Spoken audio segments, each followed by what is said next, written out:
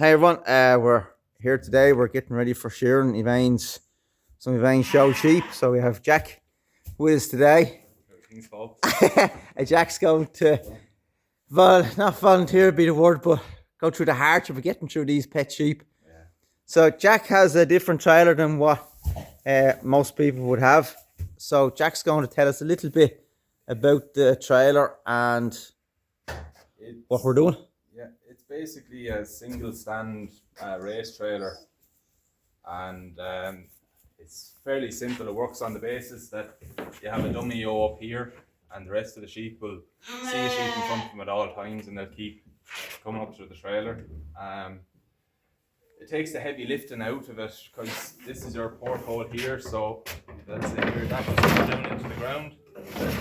You turn your sheep over, and you literally just come to here and start shearing.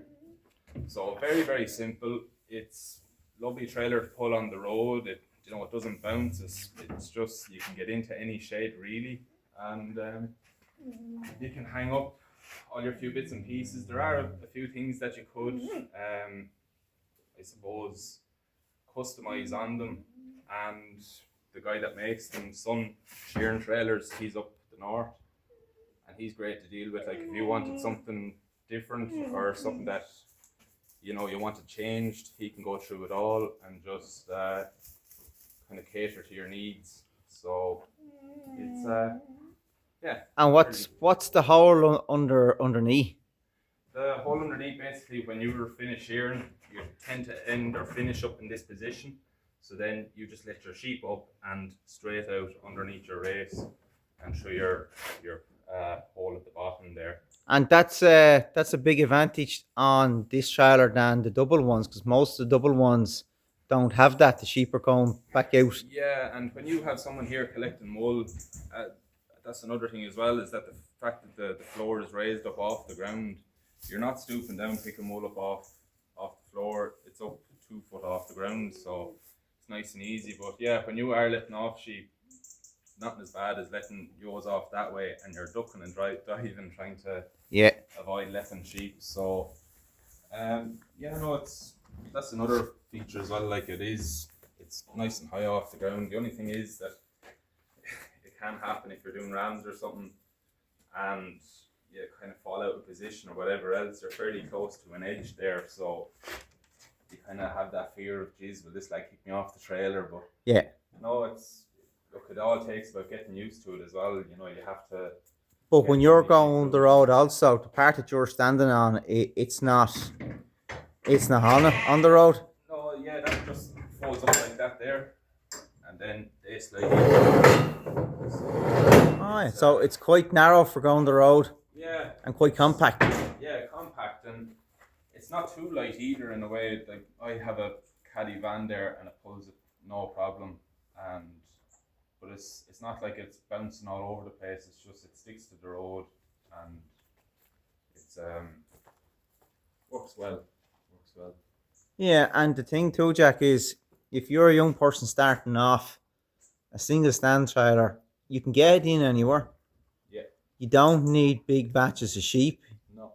And I presume the cost of it will be less than if you're buying the big double one or. Yeah, the double ones are great, but unless you have a person there, it's kind of the way it's gone. It's getting harder to find a shearer during the season, unless you went halves with a trailer on someone or with someone, and both of these worked off it. But yeah, the double stand trailers, they're double axle, and they are a good bit heavier. A double axle needs a double license then as well, does it? Yeah, you have that end of it too, the way it's gone. But then I think your three stand that's triple axle. So, yeah.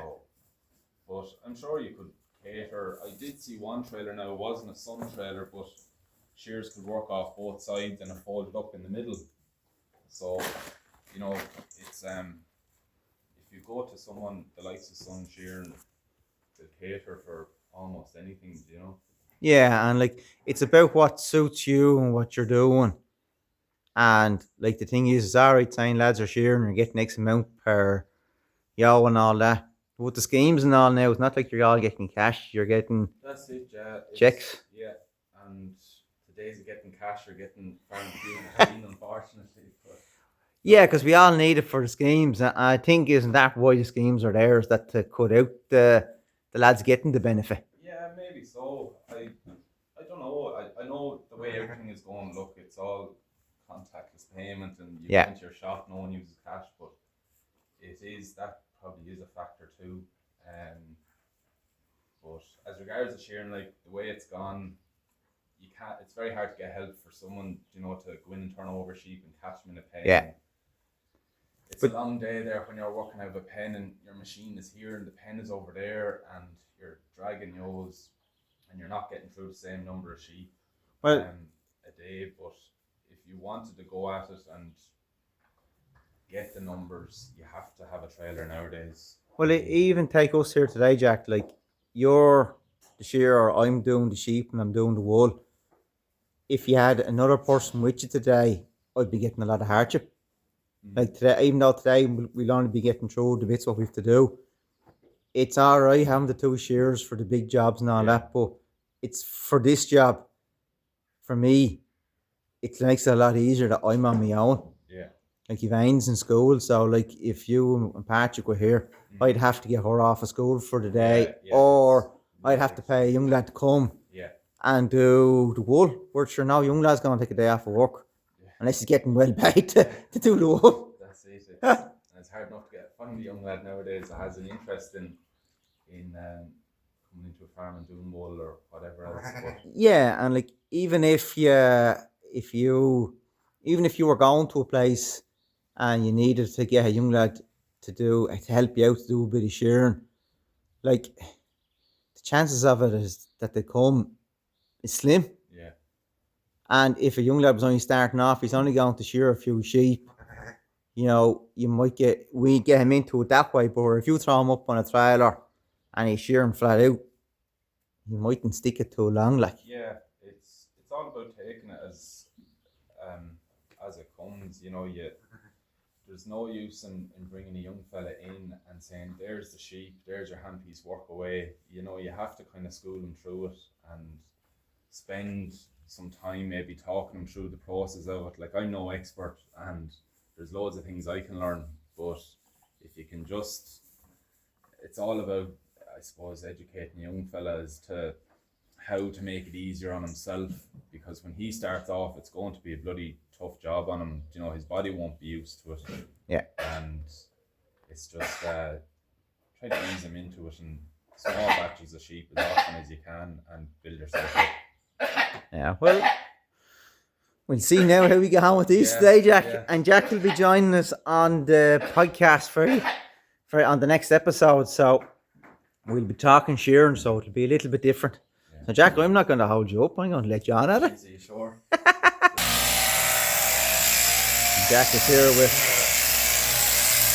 Elsa, and the horses are not exactly the best for starting off the shearing with, because there's an awful lot of wool. But the only thing with Elsa's nice and quiet. I don't know how quiet Chips is going to be. She's nice and quiet and coming off nice and easy. I better get myself ready to do the wool now. One little thing we forgot to show was the gate here at the back. And it's probably one of the best looking gates I've ever seen. Opens in, opens out. And it's really, really handy. Greatest gate. Chips is getting done. And there's pizza. And there's Elsa looking well with her new coat. As I say, Jack will be joining us in the podcast in the next episode. So catch you all very soon.